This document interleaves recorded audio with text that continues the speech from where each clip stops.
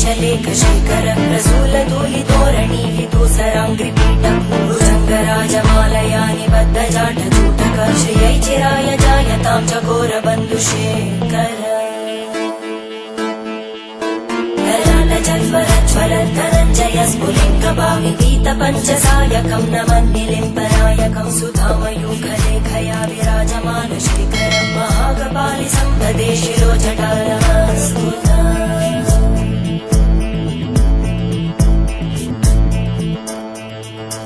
करालभालपट्टिका दगद्दगद्दगज्ज्वलद्धनञ्जयाहुतीकृत प्रचण्ड पञ्चसायके हराधरेन्द्रनन्दिनी कुचाग्रचित्रपत्रकार कल्पनैकशिल्पिनी त्रिलोचने रतिर्मम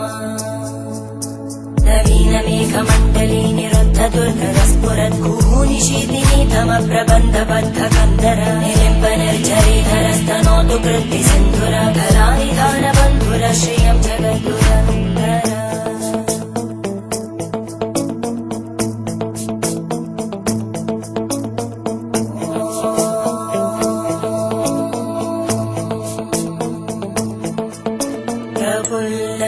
प्रफुल्लनीलपङ्कज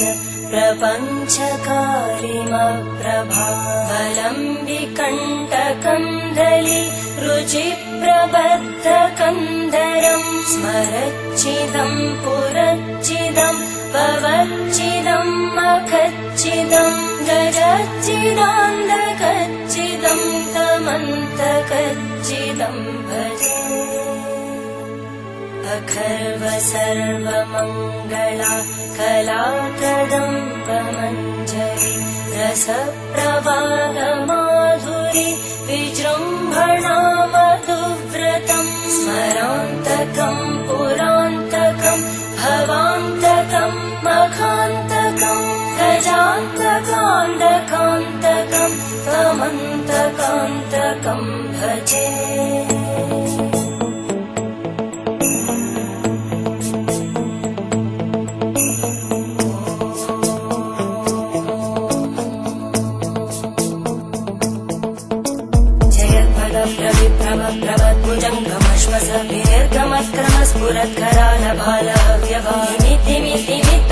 प्रभप्रविप्रभप्रभद्भुजङ्गमश्वसभिर्गमत्क्रमस्फुरत्करालभालव्यभामितिमितिमित्वनमृदङ्गतुङ्गमङ्गल परिक्रमप्रवर्तित प्रचण्डताण्डव शिव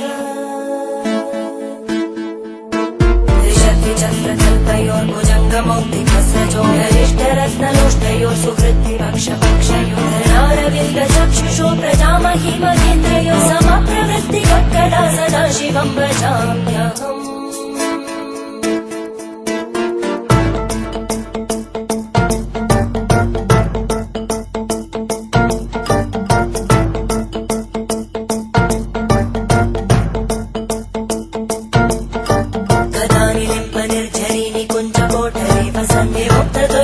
सदा शिरस्तमञ्जलिं वहन्ति लोललोललोचनोललामबालरत्नका शिवेति मन्त्रमुच्चरन् कदा सुखी भवाम्यहम्